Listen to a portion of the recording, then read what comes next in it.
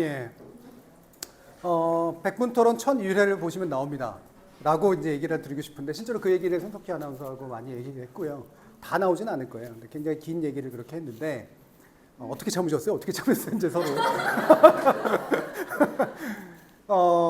프로페셔널이니까 당연히 참아야 되죠. 예. 근데 저는 약간 덜 참는 편이기도 한데, 일부러 막 표정에 드러내기도 하고 막 그런데, 제압하느라고. 근데 중요한 건, 이제 통장을 생각하시면 됩니다. 라고 얘기하면, 너무 솔직한 대답이고요. 사실 저는 그러진 않아요. 예. 저는 언제나 떠날 수 있는 사람이라고 생각하고 일을 하는 쪽에 가깝기 때문에, 사실 제 성격에 뭐가 있냐면요. 아무리 말이 안 되는 얘기도 설마 뭐가 있겠지라고 생각하는 경향이 있어요. 예.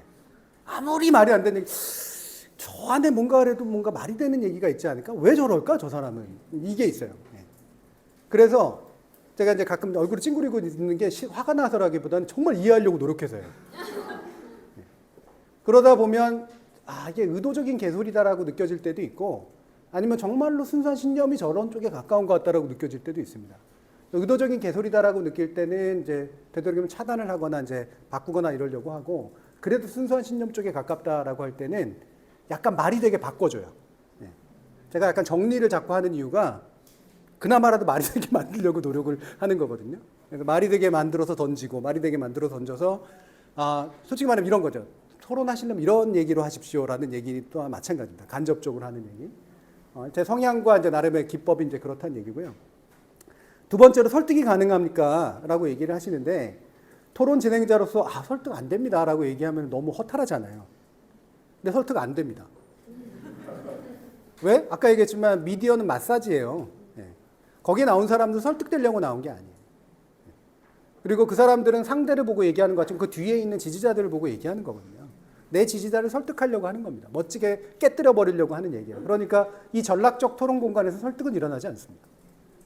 중요한 건 설득당하는 다른 사람들이 있는 거죠. 다른 청중들이 있는 거죠. 예. 그거고, 사실은 설득은요, 이례적 논리적 토론으로 발생하지 않아요. 설득은 훨씬 더 정서적이고요, 훨씬 더 감정적이고, 훨씬 더 인간적인 어떤 것에 의해서 만들어집니다. 솔직히 말하면 정말 좋아하는 사람인데 그 사람이 이찍이야. 이를테면 어떡하실래요? 알고 봤더니. 예. 알고 보면 내가 그렇게 바뀌는 경우들도 많아요. 이해하려다 보면. 즉, 물론 이제 부모 관계라든가 이런 것들이나 이런 것도 다 있긴 하지만, 사실은 설득 내지 바꾸고 태도가 바뀌고 뭐가 바뀌는 건 잘 안 일어날 뿐더러 굉장히 오랜 기간에 걸쳐서 논리적이지 않은 다른 요소들에 의해서 발생한다는 거예요. 그것이 이제 로고스, 에토스, 파토스 얘기할 때 파토스하고 에토스의 영역인 건데, 파토스라는 게 정서적이고 감성적인 영역, 정의감 이런 거에 관련된 거고요. 이거는 깊은 충격에 의해서 만들어집니다. 예를 들면 아마 우리 사회에서 진보적 가치를 강하게 가졌던 사람들이 몇 번 중요한 계기들이 있었을 거예요. 예를 들면 저희 세대는 광주를 직접 보진 않았지만, 저는 진짜 개인적으로 그 죽음을 넘어 시대의 어둠을 넘어라는 황석영 씨의 책을 고등학교 3학년 때 읽고 제 인생이 결정이 됐어요. 거의. 물론 그 전부터도 성향이 있었지만, 이것이 준 충격이 저의 태도를 결정해 버렸거든요. 그리고 91년 때 겪었던, 많은 아마 90년대 초반 학번들은 91년의 경험이 굉장히 중요할 겁니다. 그런 거. 또는 내 옆에 있는 동료가 잘 모르겠는데 어쨌든 굉장히 착한 애였는데 이유를 알 수 없는 이유로 때려 맞아서 죽었다거나, 이를테면, 아니면 걔가 이를테면 막 분신을 해서 이제 무슨 항의를 했다거나, 그럼 적어도 얘의 죽음하고 비슷한 고통을 갖고 나는 살아야 될 것 같다는 생각을 하거든요. 자, 이런 것들, 이런 굉장히 중요한 체험적인 요소들이 사람을 결정합니다. 그래서 많은 세대성에 있어서 세대성의 중요한 결정력은 그때 어떤 식으로 체험들을 공유했는가, 이 부분이 되게 중요하거든요. 아마 여러분들은 광우병 시위 때문에 그럴 수도 있고, 또는 노무현 대통령의 죽음 때문에 그럴 수도 있고요. 그렇죠? 이런 큰 어떤 것들이 나에게 파토스로 다가오는 거예요. 이거는 우리가 통제할 수 있는 요소가 아닙니다. 두 번째, 근데 우리하고 관련이 있는 건 그래도 에토스적인 요소는 있어요. 그게 바로 신뢰를 만들어내는 태도입니다. 저는 예를 들면 예전에 광준만 씨라든가, 요즘은 좀 마음에 안 들긴 합니다만, 뭐 김규황 씨라든가 이런 분들이 꽤 괜찮은 진보적 이야기들을 했을 때 좋아했던 것 중에 하나가 뭐냐면, 진보가 마냥 건방진 게 좋은 거냐라는 이야기였어요. 진보는 기본적으로 건방지거든요. 내가 제일 잘났는데 뭐 근데 그거를 좋은 데 써야지 이렇게 생각하는 좀 이상한 사람들인 경우가 많죠. 근데 그게 뭐냐면 건방지면 안 된다는 얘기가 아니라 평생 건방지면 안 된다는 거예요. 그리고 모든 데서 건방지면 안 된다는 거죠. 태도가 굉장히 중요한 요소라서 기본적으로 그것 사람이 진지하고 양심적이고 신뢰를 유발할 만한 뭔가를 갖추고 있는 것. 이것이 상당히 중요한 요소입니다. 사실 이건 보수적 가치에 훨씬 더 가까워요. 보수들이 훨씬 잘해야 되는 일이고 보수가 잘합니다, 원래는. 요즘은 제가 그래서 우리나라 보수를 보수라고 안 부르는 이유가 에토스가 없어요. 사기꾼들만 있지. 우리나라 보수의 특징이긴 한데 그걸로 보수로 먹고 살았으니까 그런 건데, 그래서 제가 좋아하는 보수주의자들 중에 보면 이태 에토스가 굉장히 강한 분들이 있습니다. 저는 제 삶에 대한 태도는 약간 보수적인 태도에 좀 더 가까울 거예요. 그런 면에서 보면. 근데 어쨌든 설득을 만들어내는 요소는 인간이 할 수 있는 건 에토스적인 것들에 가깝다라는 거예요. 로고스는 제일 나중이에요. 제가 로고스가 굉장히 발달한 사람이지만 로고스를 뒷받침하는 에토스가 뭔가 느껴지지 않으면 제 말빨이 먹힐 거라고 생각하지 않습니다. 그래서 저는 언제나 제 논리를 말할 때 진심을 다해서 말해요. 그리고 제가 체험한 것들을 중심으로 얘기를 하고 책 읽은 걸로 얘기하지 않습니다. 그래서 우리는 누군가를 설득하려면 오랜 시간에 걸쳐서 다른 체험을 공유하면서 그와 신뢰관계를 유지하거나 만들어내는 방식으로만 설득이 가능하다. 그 얘기는 설득하지 말라는 얘기나 마찬가지죠. 함부로 설득하지 말라는 겁니다. 그래서 예를 들면 제가 커뮤니티 이런 거 맨날 자 화력 지원해 주세요. 뭐 논리 좀 만들어 주세요. 이런 거 가가지고 막 말싸움은 이길지 몰라도 실제로 그 사람 설득 안 됩니다. 설득에 너무 스트레스 받고 너무 절박하게 생각하지 말아라. 답이 되는지 모르겠습니다. 네, 단순하게 말하면 미디어 바깥으로 나오는 게 중요한 것 같은데 어떻게 나오면 됩니까? 이런 쪽에 가까운 건가요? 쉽지는 않은 문제긴 한데요. 네. 예를 들면 제가 대학교 때 저는 대학이라는 기구가 정말 사회에서 중요한 기구라고 생각을 하는데 제가 대학을 점점 포기할 것 같은 느낌이 드는 이유가 대학이 새로운 지적 담론도 제공해주지 못하고 새로운 경험도 제공해주지 못하고 있기 때문이에요. 예를 들면 예전에 저는 제 친구들을 바꿨던 게 학점 따기 위해서 한 공부가 아니라 농활 한 번이었다고 생각을 하거든요. 지금은 그러나 똑같은 농활을 할 필요는 전 없다고 생각을 합니다.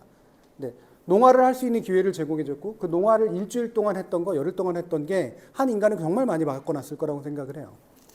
지금 그 체험의 공간들이 너무 없다는 거예요. 근데 이 체험을 너무 단순하게 생각하면 안 됩니다. 이를테면 저기 못 사는 분들 동네에 가가지고 겨울에 한번 연탄 사다가 이렇게 날라주는 거 좋은 일이죠. 네. 좋은 일인데 그거는 저는 진정한 체험의 영역에 속하냐 하면 반드시 그렇지는 않다고 봅니다. 왜냐하면 우리 사회를 구성하는데 여전히 연탄을 떼야만 하는 빈민들이 살고 있다, 도시민민들이 살고 있다를 눈으로 보고 느끼는 건 되게 중요한 일이지만 그 목적이라는 게 반드시 그런 거에만 있을까? 봉사점수 따는 경우들도 많고 그렇죠. 아들 데려가가지고 따고 이러잖아요.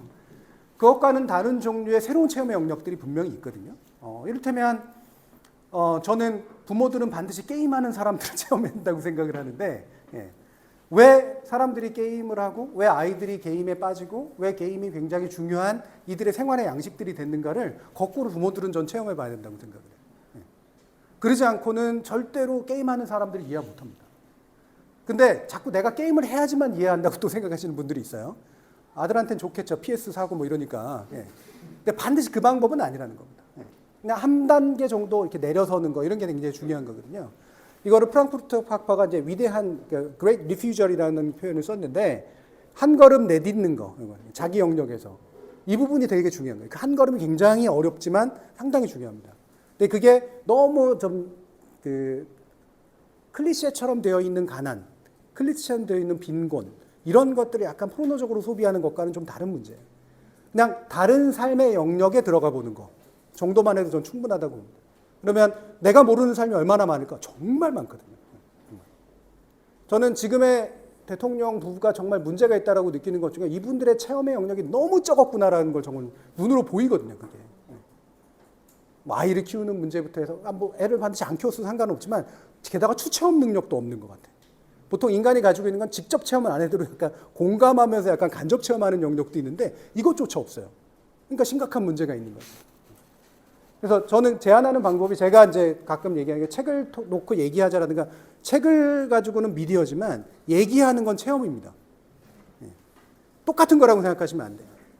책을 개인이 읽는 것도 일종의 뭐 개인 체험의 영역이지만 간접 체험에 불과하고요. 책을 놓고 2명이든 3명이든 얘기하는 것도 체험의 영역. 미디어와 현실이 맞닿는 걸 가르쳐주고 볼 필요가 있어요. 제 아이가 제일 좋아했던 게 이제 KTX나 이런 거 타고 가면 이제 지도 펴놓고 보는 거였거든요. 저기가 대전이었어. 이러면서 이제 보는 거죠. 네. 요새 사람들은 레퍼런스가 미디어니까 미디어를 펼쳐놓고 하지만 현실하고 대조해 보는 거예요. 네. 되게 중요한 겁니다. 다음 소위를 보셨다. 그것만으로도 충분한 좋은 체험이긴 하지만 실제로 콜센터가 어떤 걸까를 얘기해보고 알아보고 한번 가보는 거. 이거 자체가 굉장히 큰 거죠. 그럼 적어도 아마 다음번에 인터넷 끊을 때는 그렇게 못 끊을 거예요. 그죠? 그게 좀 안 좋은 건가 싶기는 합니다만. 이렇게. 미디어가 지시하고 있는 현실을 진짜 현실인지 확인해 보는 거. 이것만으로도 저는 굉장히 충분한 체험의 영역이라고 생각을 해요. 그러면 좋은 미디어를 골라서 그 미디어가 반영하고자 했거나 지시하고자 했거나 왜곡하고자 한 것이 현실이 뭐였을까? 이런 것들을 같이 찾아보는 것. 이게 저는 중요한 출발점이 될 거라고 생각을 합니다. 예.